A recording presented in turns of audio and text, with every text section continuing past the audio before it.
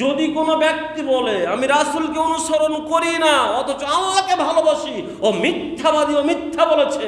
যদি তোমার ভিতরে রাসূলের আনুগত্য না থাকে, তোমার ইবাদতে রাসূলের সুন্নাহ না থাকে, তোমার জীবন ব্যবস্থায় রাসূলের অনুসরণ না থাকে, তাহলে তোমার সকল কর্ম, তোমার সকল আমল বাতিল বলে গণ্য হবে। আপনি আমি বর্তমান সময়ে অসংখ্য বেদাত এই দিনের ভিতরে ঢুকিয়েছি শুধু ভালো কর্মগুলো, যে কাজটি তো খারাপ নয়। যেমন যারা বেদাত করে তাদের মাথায় যদি এটা থাকতো তাহলে তারা বেদাত করতো না, অর্থাৎ বেদাতিরা কখনো এই প্রশ্ন করবে না। জাস্ট তারা এটা বললো আর কি। যাই হোক, আলহামদুলিল্লাহ, আমাকেও তাই মনে হয়। সম্মানিত উপস্থিতি, আমি আপনাদের সম্মুখে সূরাতুল মুহাম্মদ এর 33 নম্বর আয়াত এবং নবী সাল্লাল্লাহু আলাইহি ওয়াসাল্লামের জবানি হতে বুখারী, মুসলিম, মিশকাতের 140 নম্বর হাদিসটি বর্ণনা করে শুনিয়েছি। তেলাওয়াতকৃত আয়াত ও বর্ণিত হাদিসকে কেন্দ্র করে আমি আমার আলোচনার বিষয় নির্ধারণ করেছি সুন্নাহ বনাম বেদআত। বর্ণিত বিষয়ের প্রতি পবিত্র কোরআন ও সহিহ হাদিসের আলোকে আমার অতি ক্ষুদ্র বিদ্যায় এক জনকল্যাণকর সংক্ষিপ্ত আলোচনা রাখার চেষ্টা করব ইনশাআল্লাহ। সম্মানিত উপস্থিতি, আপনারা আলোচনার বিষয়ে অবগত হয়েছেন। আলোচনার বিষয় হচ্ছে সুন্নাহ বনাম বিদআত, অর্থাৎ সুন্নাহ আর বেদআত। সুন্নাহ বেদআত দুইটি বিপরীতমুখী শব্দ। এক কথায় বলতে গেলে সুন্নাহ এবং বেদআত কখনো একসঙ্গে আমাদের মাঝে থাকতে পারে না। যেখানে সুন্নাহ আছে সেখানে বেদআত নাই, যেখানে বেদআত আছে সেখানে সুন্নাহ নাই। অতএব আপনি যদি সুন্নাহপন্থী আমল করে থাকেন, আপনার ভিতরে বেদআত থাকবে না। আপনি যদি বেদআতপন্থী আমল করে থাকেন, আপনার ভিতরে সুন্নাহ থাকবে না। এটাই স্বাভাবিক। সুন্নাহ আসলে কাকে বলে? রাসূল সাল্লাল্লাহু আলাইহি ওয়াসাল্লামের কথা, রাসূল সাল্লাল্লাহু আলাইহি ওয়াসাল্লামের কাজ, রাসূল সাল্লাল্লাহু আলাইহি ওয়াসাল্লামের সম্মতি, এই তিনটাকে সুন্নাহ বলে। অতএব রাসূল সাল্লাল্লাহু আলাইহি ওয়াসাল্লাম যা বলেছেন আমাদের সামনে সেটা সুন্নাহ। রাসূল সাল্লাল্লাহু আলাইহি ওয়াসাল্লাম যা করেছেন আমরা দেখছি সেটা সুন্নাহ। অন্যে করেছেন, রাসূল সাল্লাল্লাহু আলাইহি ওয়াসাল্লাম বলিননি, করিননি। অন্যে করেছেন, রাসূলের সামনে করেছেন, রাসূল সাল্লাল্লাহু আলাইহি ওয়াসাল্লাম সেটাকে মনোসম্মতি জ্ঞাপন করেছেন, সেটাও সুন্নাহ। অতএব রাসূল সাল্লাল্লাহু আলাইহি ওয়াসাল্লামের কথা, কাজ, মনোসম্মতিকে সুন্নাহ বলে। যাকেই বলে সুন্নাহ তাকেই বলে হাদিস। আমরা যাকেই বলি সুন্নাহ তাকেই বলি হাদিস। রাসূল সাল্লাল্লাহু আলাইহি ওয়াসাল্লামের কথাকে হাদিস বলে, রাসূল সাল্লাল্লাহু আলাইহি ওয়াসাল্লামের কাজকে হাদিস বলে, রাসূল সাল্লাল্লাহু আলাইহি ওয়াসাল্লামের মনোসম্মতিকেও হাদিস বলে। অতএব সুন্নাহ এবং হাদিস একই প্ল্যাটফর্মের দুইটা নাম অবশ্যই। সম্মানিত উপস্থিতি, তিনটা বিষয়ের মধ্যে গুরুত্বপূর্ণ হচ্ছে রাসূল সাল্লাল্লাহু আলাইহি ওয়াসাল্লাম যেটা বলেছেন, রাসূল সাল্লাল্লাহু আলাইহি ওয়াসাল্লাম করেছেন, বলেছেন আর মনোসম্মতি দিয়েছেন। এই তিনটা সুন্নাহ। এই তিনটার ভিতরে সবচাইতে গুরুত্বপূর্ণ হচ্ছে রাসূল সাল্লাল্লাহু আলাইহি ওয়াসাল্লাম যেটা বলেছেন ওটা, যেটা করেছেন ওটা গুরুত্বপূর্ণ না। সবগুলো গুরুত্বপূর্ণ, আমি তিনটার ভিতরে গুরুত্বপূর্ণ বোঝাচ্ছি। তিনটার ভিতরে গুরুত্বপূর্ণ রাসূল সাল্লাল্লাহু আলাইহি ওয়াসাল্লাম যেটা করেছেন সেটা নয়, রাসূল সাল্লাল্লাহু আলাইহি ওয়াসাল্লাম যেটা বলেছেন ওটাই গুরুত্বপূর্ণ। আপনি হয়তো বলতে পারেন যে রাসূল করেছেন এই কাজটি, অথচ সেই কাজটি চাইতে বলেছেন, এটা কিভাবে গুরুত্ব হতে পারে? রাসূল সাল্লাল্লাহু আলাইহি ওয়াসাল্লাম করেছেন, আপনি দেখেছেন, তার পিছনের অন্তর্নিহিত কারণ আমরা জানি না, এর কোনো কারণ জানি না। কি কারণে তিনি এটা করেছেন অন্তর্নিহিত কারণ জানি না। দেখেছি, হ্যাঁ, রাসূল সাল্লাল্লাহু আলাইহি ওয়াসাল্লাম দাঁড়িয়ে পানি পান করছেন, কিন্তু অন্তর্নিহিত কারণ জানি না। কিন্তু রাসূল সাল্লাল্লাহু আলাইহি ওয়াসাল্লাম দাঁড়িয়ে পানি পান করতে নিষেধ করেছেন, এটাই। এখন আপনি বলবেন রাসূল সাল্লাল্লাহু আলাইহি ওয়াসাল্লাম দাঁড়িয়ে পান করেছেন, এটার পিছনের কারণ জানি না, এটা মানার বিষয় নয়।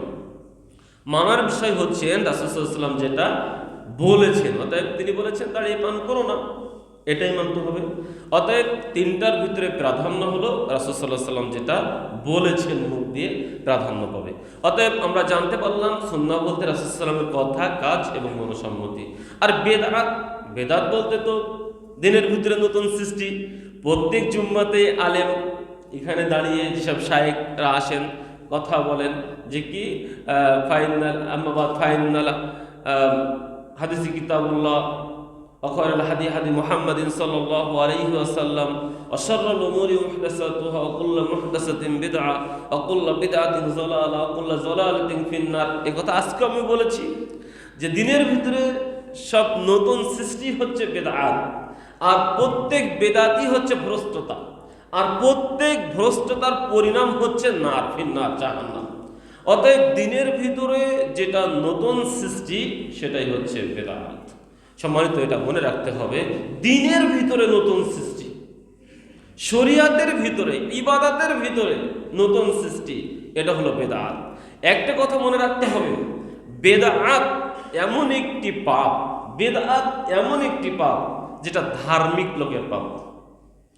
যিনি যত বেশি ধার্মিক তার দ্বারাই বেদাত হওয়া ততটা বেশি স্বাভাবিক, কারণ বেদাত হলো ধার্মিক লোকের পাপ।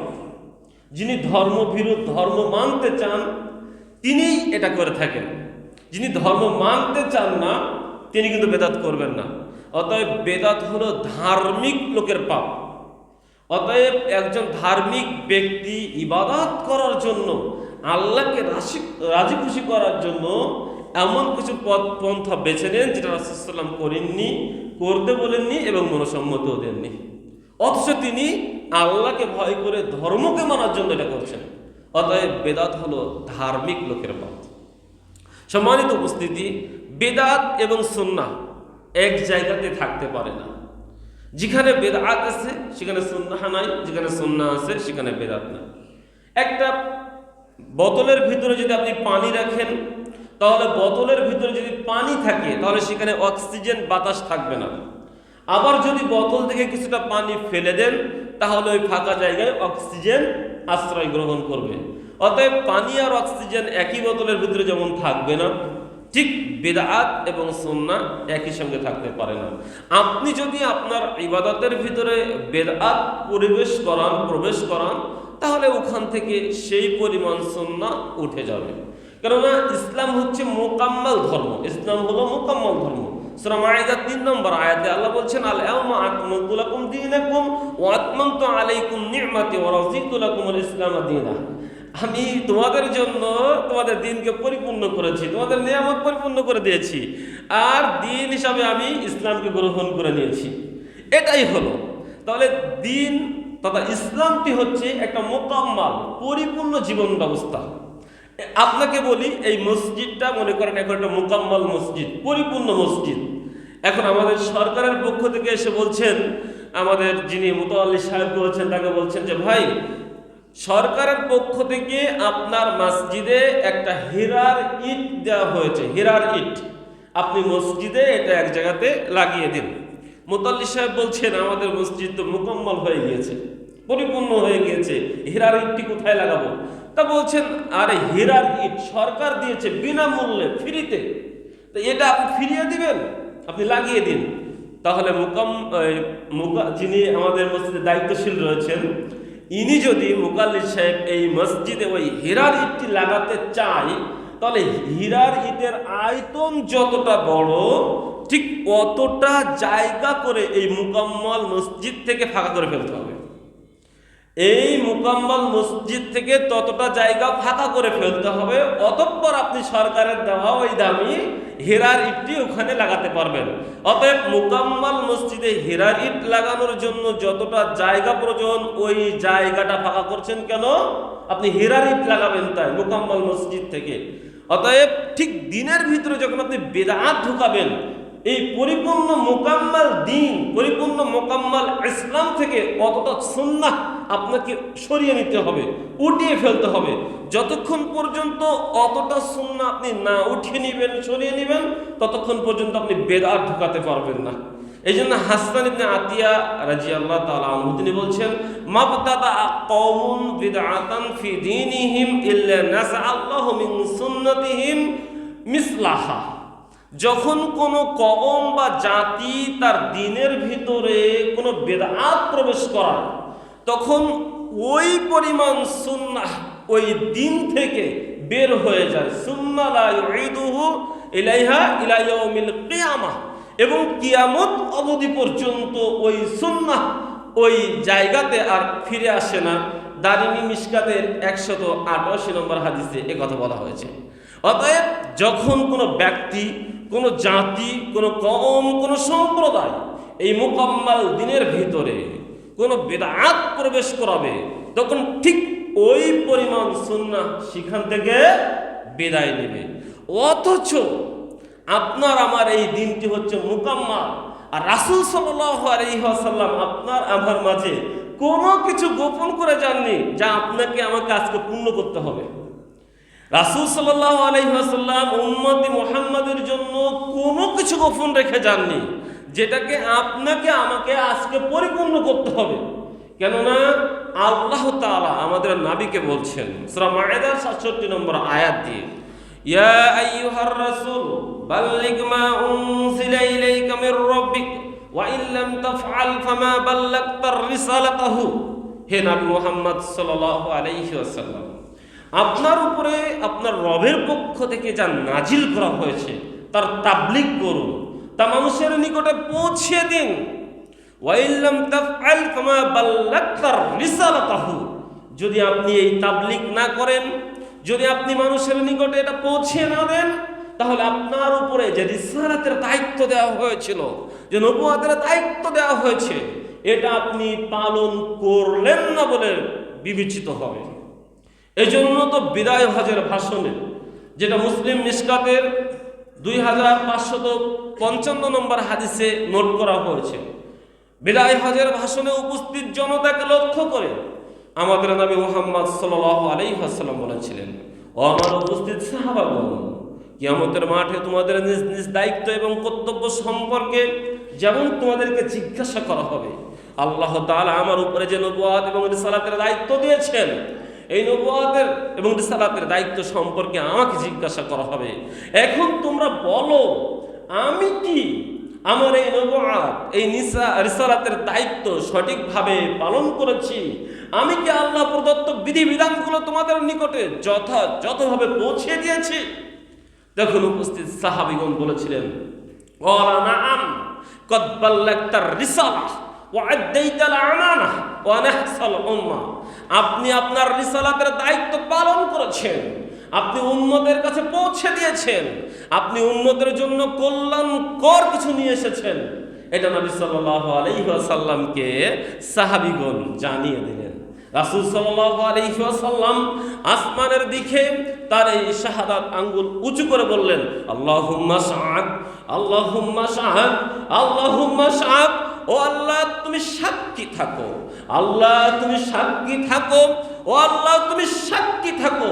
আমার উপস্থিত সাহাবীগণ তারা সাক্ষ্য প্রদান করছেন, আমার উপরে যে নবুয়ত এবং রিসালাতের দায়িত্ব দেওয়া হয়েছিল আমি সেটা পালন করেছি, আমি সেটা মানুষের নিকটে পৌঁছে দিয়েছি। আল্লাহ তাআলা তৎক্ষণাৎ জানিয়ে দিলেন বিশ্ববাসীকে সূরা মায়েদার 3 নম্বর আয়াত দিয়ে, আলাইমা আকমালতু লাকুম দীনাকুম ওয়া আতমামতু আলাইকুম নিমাতি ওয়া রাযীতু লাকুমুল ইসলামা দীনা। যা আমি তোমাদের জন্য তোমাদের দিন পরিপূর্ণ করেছি, তোমাদের নিয়ামত পরিপূর্ণ করেছি, দিন হিসাবে গ্রহণ করে নিয়েছি ইসলামকে। অতএব মুকাম্মাল করে দিয়েছেন আল্লাহ এই দিন ইসলামকে। সম্মানিত উপস্থিতি, অতএব নবী সাল্লাল্লাহু আলাইহি ওয়াসাল্লাম আমাদের মাঝে সামান্য কোনো কিছু গোপন করে যাননি।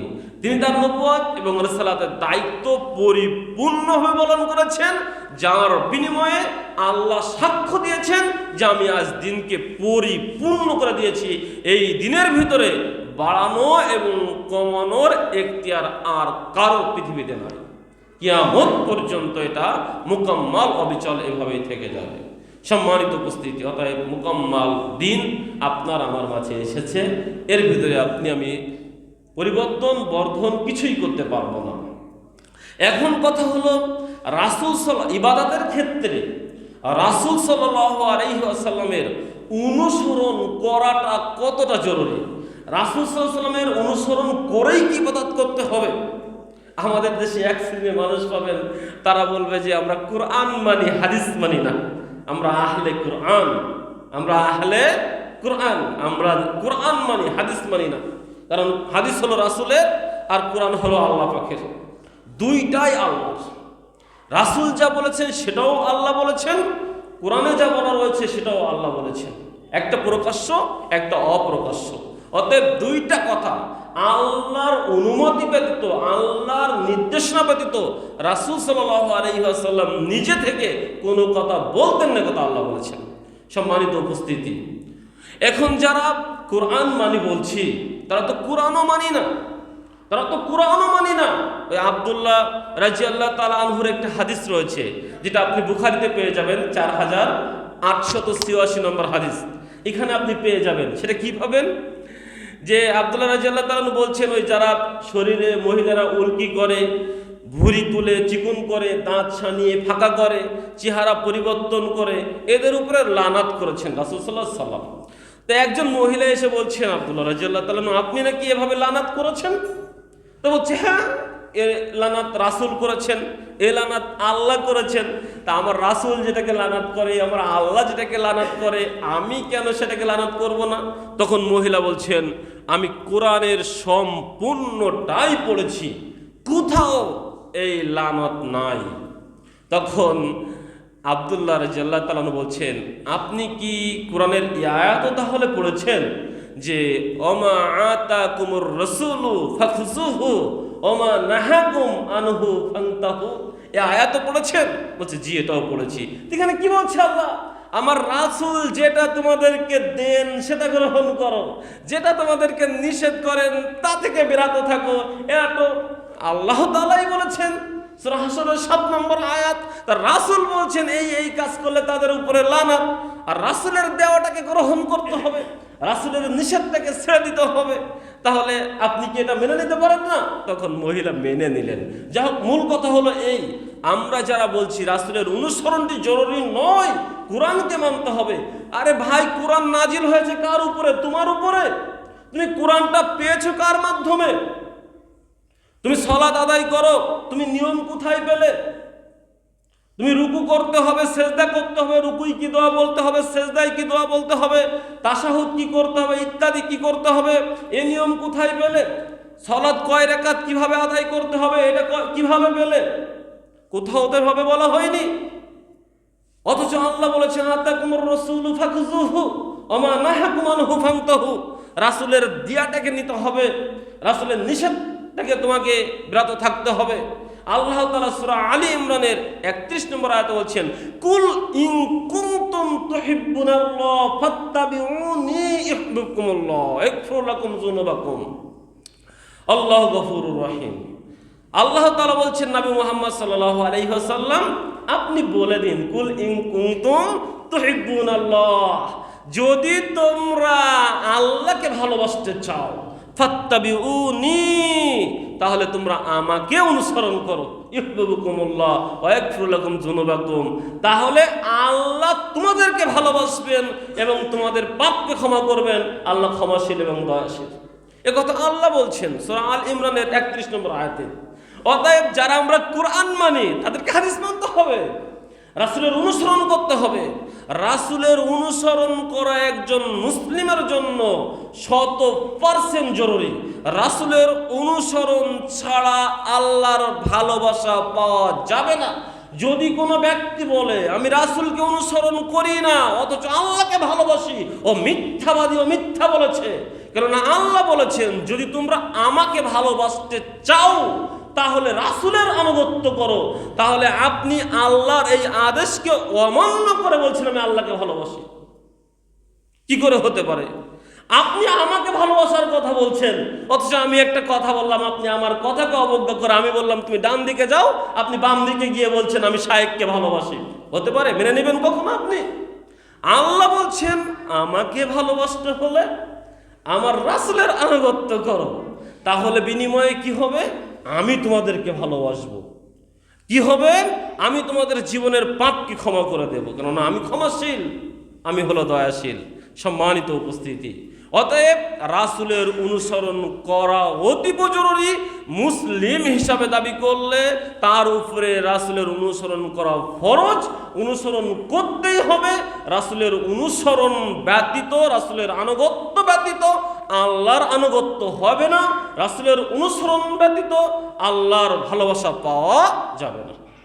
এছাড়াও রাসূলকে অনুসরণ না করলে আপনার আমার আমল টিকবে না। আপনি আমি যত ভালো আমল করি না কেন, কোনো আমলই টিকবে না যদি আপনি আমি রাসূলের সুন্নাহকে অনুসরণ না করি। যদি রাসূলের অনুসরণ না করে, রাসূলের সুন্নাহকে প্রাধান্য না দিয়ে নিজের মন গড়া বিদআতকে প্রাধান্য দিই, নিজেদের রসম রেওয়াজকে প্রাধান্য দিই, তাহলে সেই আমল টিকবে না। এ কথা আল্লাহরই কথা। যিনি আল্লাহ আমাদেরকে জানিয়েছেন, আল্লাহ তাআলা সূরা মুহাম্মাদের 33 নম্বর আয়াতে বলছেন, ইয়া আইয়ুহাল্লাযীনা আমানু আতিউল্লাহা ওয়া আতিউর রাসূলা ওয়া লা তুবতিলু আমালাকুম। হে ঈমানদারগণ, তোমরা যারা বিশ্বাস স্থাপন করেছো, হে ঈমানদারগণ, তোমরা যারা বিশ্বাস স্থাপন করেছো, আতিউল্লাহা ওয়া আতিউর রাসূলা, তোমরা আমি আল্লাহ আমাকে মান্য করো, রাসূলের আনুগত্য করো, ওয়ালা তুবতিলু আমালাকুম, তোমাদের আমলকে বাতিল করো না, তোমাদের আমলকে ধ্বংস করিও না, তোমাদের আমলকে বরবাদ নষ্ট করিও না। একথা আল্লাহ বলেছেন সূরা মুহাম্মদ 33 নম্বর আয়াত। আপনি এবার বোঝেন, দেখেন আল্লাহ কথাটা কিভাবে বলছেন। আল্লাহকে মান্য করো, রাসূলকে আনুগত্য করো, তাহলে জান্নাত দেব। এভাবে বললে তো একটু ভালো হতো, যে আল্লাহকে মান্য করো, রাসূলের আনুগত্য করো, বিনিময়ে তোমাদেরকে জান্নাত দেব, এত নেকি দেব, এই করব, জান্নাতে 10টি বালাখানা দেব। এভাবে পুরস্কারের কথা ঘোষণা করলে তো একটু শুনতে ভালো লাগতো, কথাটা মিল হতো। কিন্তু রাসূলকে আনুগত্য করার পরে বলছেন, ওয়ালা তুবতিলু আমালাকুম, তোমরা তোমাদের আমলকে নষ্ট করো না, আমলকে বাতিল করো না। তার মানে যদি তোমার ভিতরে রাসূলের আনুগত্য না থাকে, তোমার ইবাদতে রাসূলের সুন্নাহ না থাকে, তোমার জীবন ব্যবস্থায় রাসূলের অনুসরণ না থাকে, তাহলে তোমার সকল কর্ম, তোমার সকল আমল বাতিল বলে গণ্য হবে। একথা আল্লাহ বলেছেন।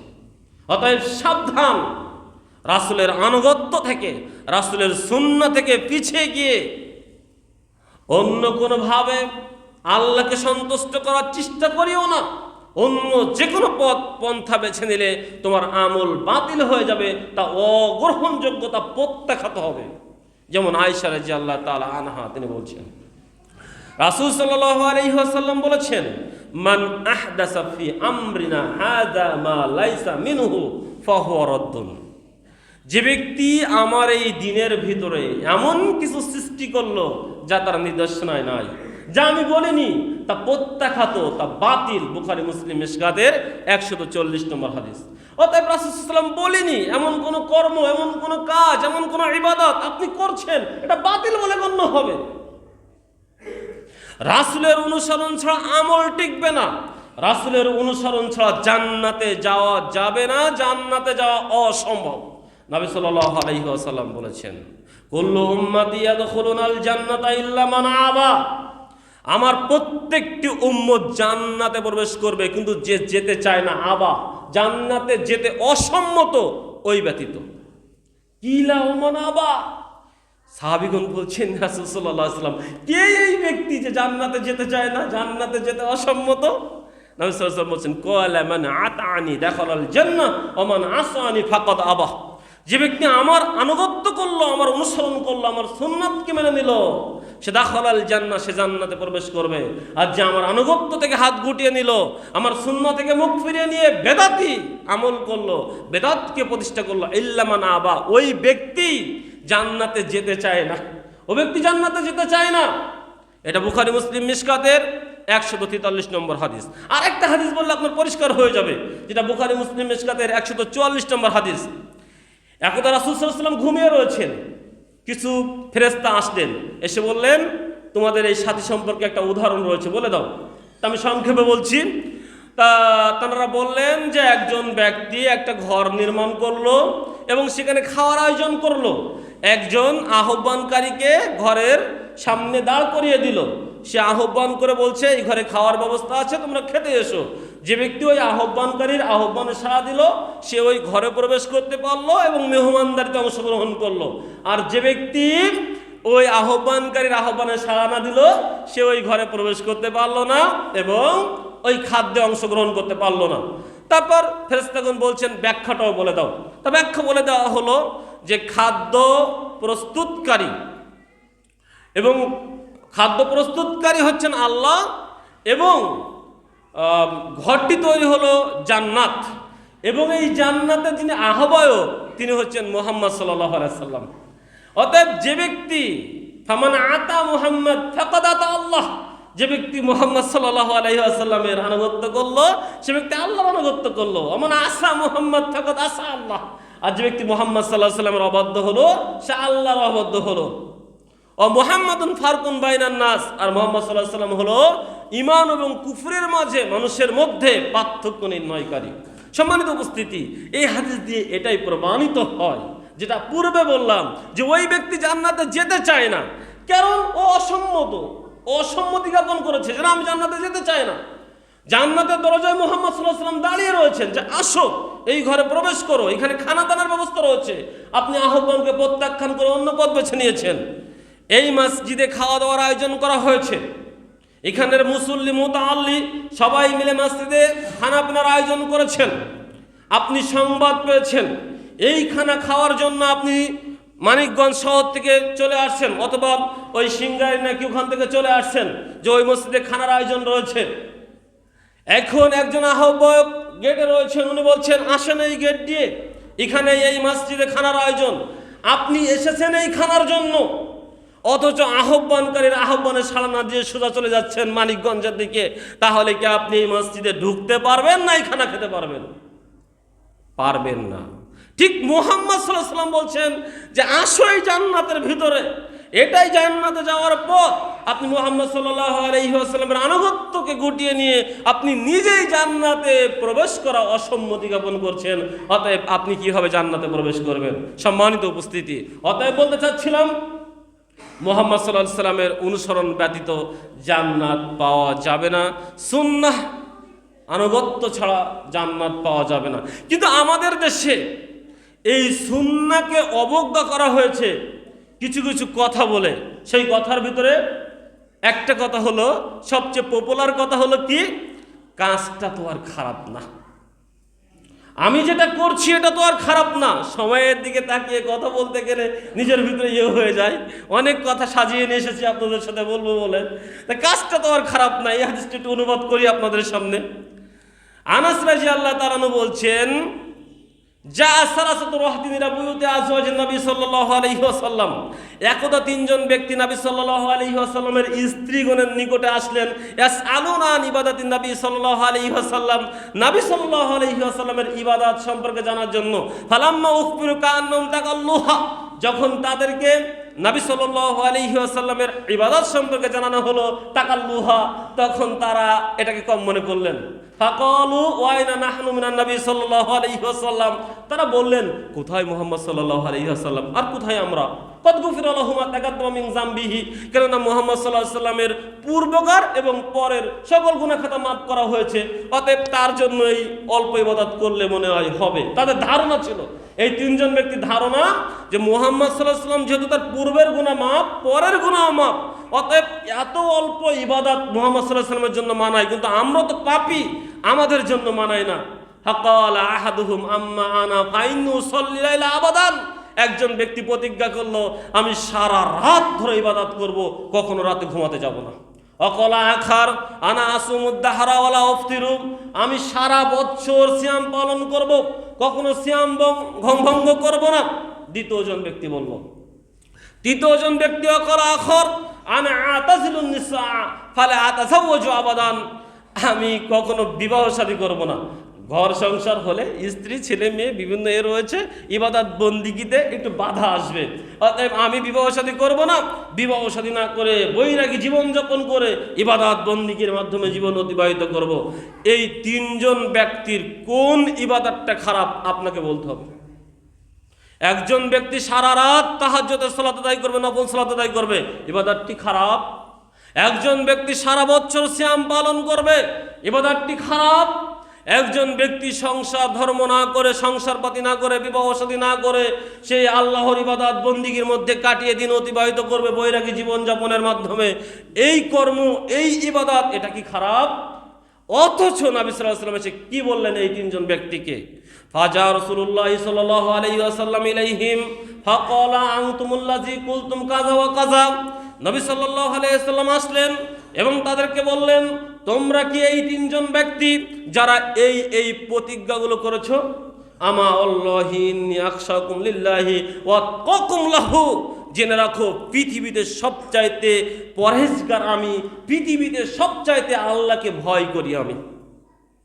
পৃথিবীতে আমার চাইতে পরহেজগার ব্যক্তি এই দুনিয়াতে নেই। আদম আলাইহিস সালাম থেকে শুরু করে আজ পর্যন্ত যত মানুষ এই দুনিয়াতে এসেছে, বর্তমানে যত মানুষ এই দুনিয়াতে আছে এবং কিয়ামত পর্যন্ত এই দুনিয়াতে যত মানুষ আসবে, এদের ভিতরে সবচাইতে পরহেজগার, সবচাইতে বেশি আল্লাহকে ভয় করে তিনি হচ্ছেন মুহাম্মদ সাল্লাল্লাহু আলাইহি ওয়াসাল্লাম। লাকিন্নী আসুমু ওয়া উফতিরু, সেই আমি মুহাম্মদ সাল্লাল্লাহু আলাইহি ওয়াসাল্লাম আসুমু ওয়া উফতিরু, আমি সিয়াম পালন করি আবার সিয়াম ভঙ্গ করি। ওয়া উসাল্লি ওয়া আরকুদু, আমি রাতে সালাত আদায় করি এবং রাতে ঘুমাতে যাই। ওয়া আতাজাওয়াজুন নিসা, আমি বিবাহ শাদী করেছি, আমার স্ত্রী রয়েছে। ফামান রাগিবা আন সুন্নতি ফালাইসা মিন্নি, যে ব্যক্তি আমার এই সুন্নাহ থেকে মুখ ফিরিয়ে নেবে সে আমার শরীয়তের অন্তর্ভুক্ত নয়। হাদিসটি বুখারী, তাওহীদ পাবলিকেশন, বুখারী কিতাবুন নিকাহ, পর্ব নম্বর 67, হাদিস নম্বর 5063। আপনি দেখে নিন। তিনজন ব্যক্তি এত ভালো কর্ম করেও যদি ইসলাম শরিয়া থেকে বের হয়ে যায়, আপনি আমি বর্তমান সময়ে অসংখ্য বেদাত এই দিনের ভিতরে ঢুকিয়েছি শুধু ভালো কর্ম করে, যে কাজটি তো খারাপ নয়। যেমন উদাহরণ দেই, সামনে একটা দিন আসছে 14ই শাবান, আজকে 10 শাবান, 14ই শাবান। কি দিবসটির নাম? শবে বরাত।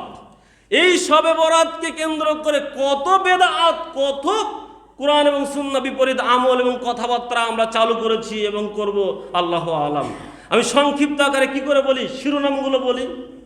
এই শবে বরাতকে চালু করে, শবে বরাতকে কেন্দ্র করে আমরা করছি কি, আমরা বলছি যে আমাদের হালুয়া রুটি খেতে হবে। কেন? ওহুদের যুদ্ধের আসলে দ্বন্দ্ব শহীদ হয়েছিল, তরল খাদ্য খেয়েছিল নরম হালুয়া রুটি, এই জন্য আমরা হালুয়া রুটি খাই। কিন্তু এখানেও তো বিভ্রান্তি। ওহুদের যুদ্ধ হয়েছিল শাওয়াল মাসে রমজানের পরে 7 তারিখে শনিবার সকালবেলা, আর আপনি আমি হালুয়া রুটি খাচ্ছি রমজানের 1 মাস আগে শাবান মাস 14 তারিখ রাতের বেলা। অতএব কোনখানে তোর দাদির কবর আর কাচ্ছি কোন জায়গায়? অবস্থা হলো এই। তবে এখন আপডেট হয়েছে, এখন আর আমরা হালুয়া রুটি খাই না, আলহামদুলিল্লাহ। তবে দাঁত একটু 14 বা কোনো 1450 বছরে একটু দাঁত শক্ত হয়েছে, এখন মসজিদে জিলাপি দেয়। এটাই হলো আপডেট, সম্মানিত উপস্থিতি।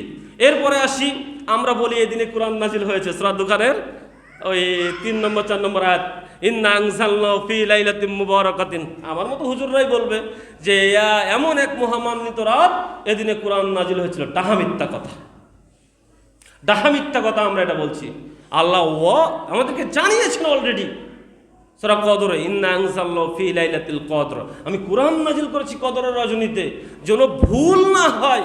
সূরা বাকারার 185 নম্বর আয়াতে বলে দিচ্ছেন, শাহরু রমাদানাল্লাযী উনজিলা ফীহিল কুরআন, এই সেই মহামান্বিত মাস রমজান মাস, যে মাসেই আমি কোরআন নাজিল করেছি। অথচ শবে বরাতের রাত আমি বলছি যে এই রাতেই, এই মুবারকময় রজনীতে কোরআন নাজিল হয়েছিল। অথচ এই মুবারকময় রজনী বলতে লাইলাতুল কদরকে বোঝানো হয়েছে।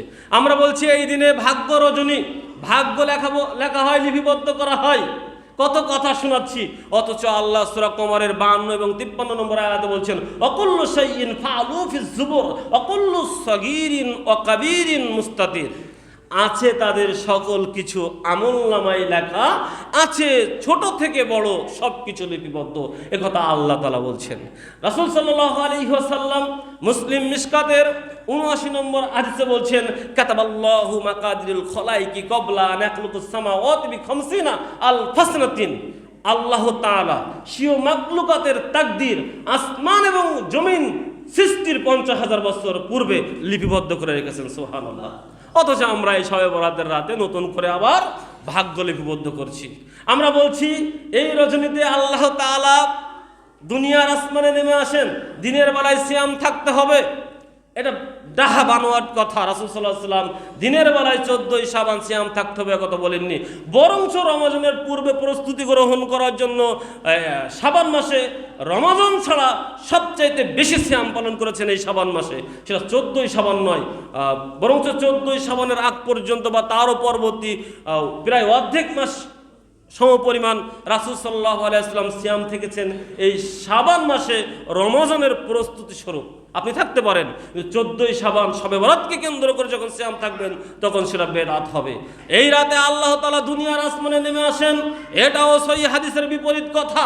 শুধু এই রাতে কেন, আল্লাহ তাআলা প্রত্যেক রাতে দুনিয়ার আসমানে নেমে আসেন। বুখারীর 1145 নম্বর হাদিস, মিশকাতের 1223 নম্বর হাদিস, ইয়ানজিলু রাব্বানা তাবারাকা ওয়া তাআলা কুল্লু লাইলাতিন ইলা সামাঈদ দুনিয়া হিনা ইয়াবকা সুলুসুল লাইলিল আখির ইয়াকুলু মান আদউনি ফাস্তাজিব লাহু মান আসআলুনি ফাউতিয়াহু মান আস্তাগফিরুনি ফাগফির লাহু। এখানে প্রত্যেক রাতের কথা বলা হয়েছে, সময় কম অনুবাদ করলাম না। এরপরে বলছি যে কি এই রাতেতে 100 রাকাত সালাত আদায় করতে হবে, সালাতে আলফিয়া। প্রত্যেক রাকাতে 10 বার করে সূরা ইখলাস। আমি একটা আশ্চর্য হয়ে যাই, এক রাকাতে 10 বার সূরা ইখলাস। এই এক রাকাত সালাত আদায় করতে 10 বার ইখলাস পড়ে কয় মিনিট লাগতে পারে একজন বলেন তো দেখি? 10 বার সূরা ইখলাস পড়ে এক রাকাত সালাত আদায় করতে কয় মিনিট লাগতে পারে বলেন কেউ একজন? হ্যাঁ, 5 মিনিট। 100 রাকাত সালাত আদায় করতে কেউ 10 মিনিট বলেছে, আমি 5 মিনিটটাই নিলাম। 100 রাকাত সালাত আদায় করতে 500 মিনিট লাগবে। ঘন্টা দিয়ে ভাগ দেন, 8 ঘন্টার বেশি হবে নাকি? কয় ঘন্টা হবে? 8 ঘন্টা, 8.5 ঘন্টা। রাতে কি 8.5 ঘন্টা টাইম আছে?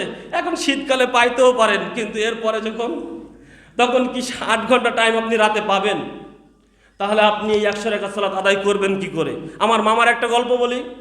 আমি যখন হেফজ মাদ্রাসায় পড়তাম তখন আমাদেরকে ওই কিছু দোকান উদ্বোধন করানোর জন্য হালখাতার দিনে ওই মিলাদ অনুষ্ঠানে নিয়ে যাওয়া হতো। তা আমাদের মামা ছিলেন, উনি মুনাজাত করতেন। তো আমরা কিছুক্ষণ কোরআন তেলাওয়াত করার পরে উনি আসতেন, এসে বলতেন, ভাইজান মুনাজাত শুরু করে দিই, দোয়া শুরু করে দিই। আচ্ছা দেন। তো উনি বলতেন, আমরা সবাই 100 বার সূরা ফাতিহা পড়ি। তো উনি বলতেন আলহামদুলিল্লাহি রাব্বিল আলামিন, এটুকু আওয়াজ করতেন, তারপর চুপ থাকতেন। এই 20-30 সেকেন্ড পরে বলতেন, আমরা 100 বার দুরূদ ইব্রাহিম পড়ি, আল্লাহুম্মা সাল্লি আলা।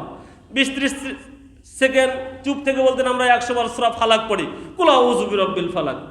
আবার ওই 20-30 সেকেন্ড চুপ থেকে বলতেন, আমরা 100 বার সূরা নাস পড়ি, কুল আউযু বিরাব্বিন নাস।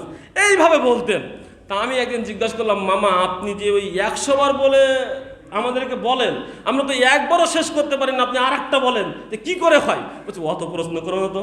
যারা বেদাত করে তাদের মাথায় যদি এটা থাকতো তাহলে তারা বেদাত করতো না। অর্থাৎ বেদাতিরা কখনো এই প্রশ্ন করবে না। জাস্ট তারা এটা বললো আর কি। যাই হোক, আলহামদুলিল্লাহ, আমাকেও তাই মনে হয় যে এক রাতে এত সালাত। অথচ আপনাকে একটা সহজ সমীকরণ বোঝায়। রাসূল সাল্লাল্লাহু আলাইহি ওয়াসাল্লাম মেরাজের রজনীতে গেলেন, আমাদের জন্য 50 ওয়াক্ত সালাত দেওয়া হলো। উম্মতকে এই সালাত আদায় করতে কষ্ট হবে, এজন্য বারবার গিয়ে তিনি নিয়ে আসলেন 5 রাকাত সালাত। রাসূল সাল্লাল্লাহু আলাইহি ওয়াসাল্লাম রমজান মাসে 3 দিন জামাত সহকারে তারাবির সালাত আদায় করলেন, আর বাকি দিন করলেন না। কেননা যদি আল্লাহ ফরজ করে দেন, আমার উম্মতের জন্য এটা কষ্টকর হয়ে যাবে। উম্মতের কষ্ট মনে করে তিনি এটা করলেন। রাসূল সাল্লাল্লাহু আলাইহি ওয়াসাল্লাম বলছেন, আমি আমার উম্মতের জন্য কষ্টকর মনে না হলে তাদের ইশার সালাতটা একটু দেরিতে আদায় করতে বলতাম। রাসূল সাল্লাল্লাহু আলাইহি ওয়াসাল্লাম বলছেন, আমি যদি আমার উম্মতের জন্য কষ্টকর মনে না করতাম তাহলে তাদেরকে 5 ওয়াক্ত সালাতের পূর্বে মিসাক করার নির্দেশ দিতাম। তাহলে রাসূল সাল্লাল্লাহু আলাইহি ওয়াসাল্লাম কষ্ট মনে করে আপনার ইশার সালাত দেরিতে আদায় করতে বললেন না, যদি আমি আদায় করি। রাসূল সাল্লাল্লাহু আলাইহি ওয়াসাল্লাম কষ্ট মনে করে 5 ওয়াক্ত সালাতের পূর্বে মিসাক করার সরাসরি নির্দেশ দিলেন না, যদিও মুসলিম হিসাবে আমি মিসাক করি। রাসূল সাল্লাল্লাহু আলাইহি ওয়াসাল্লাম তারাবির সালাত জামাত ফরজ হয়ে যেতে পারে এই মনে করে তিনি জামাত সহকারে তারাবির সালাত 3 দিনের বেশি আদায় করলেন না। রাসূল সাল্লাল্লাহু আলাইহি ওয়াসাল্লাম 50 ওয়াক্ত সালাত নিয়ে আসলেন না, উম্মতের কষ্ট হবে বলে বারবার গিয়ে 5 ওয়াক্ত নিয়ে আসলেন। সেই মুহাম্মদ সাল্লাল্লাহু আলাইহি ওয়াসাল্লাম এক রাতে 100 রাকাত সালাত আদায় করতে হবে, প্রত্যেক রাকাতে 10 বার করে সূরা ইখলাস। তখন একবারও ভাবলেন না আমার উম্মতের কষ্ট হবে কিনা। আবার গোসল করতে হবে, পানি দিয়ে ফুটা ফুটা পড়লে আরো সওয়াব বেশি। আর শীতের রজনীতে আমার উম্মত কি করবে, অবস্থা কি হবে শীতের রজনীতে, এটা কি আমাদের নবী একটু ভাবলেন না?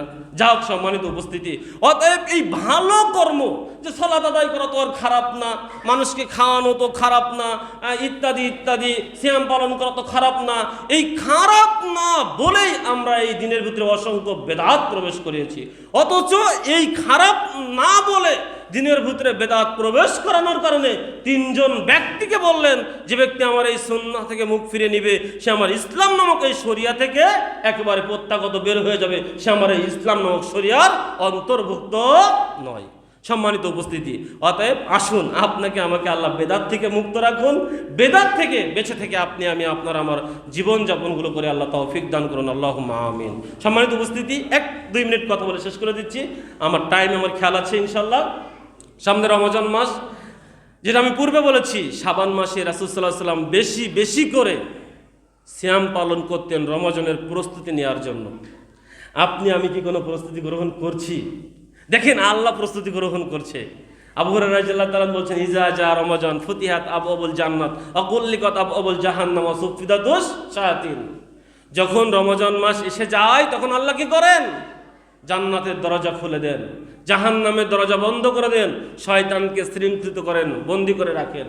অপর এক হাদিসে আবু হুরায়রা রাদিয়াল্লাহু তাআলা বলছেন, ইজা দাখালা রমজান ফুতিহাত আবওয়াবুর রাহমাত।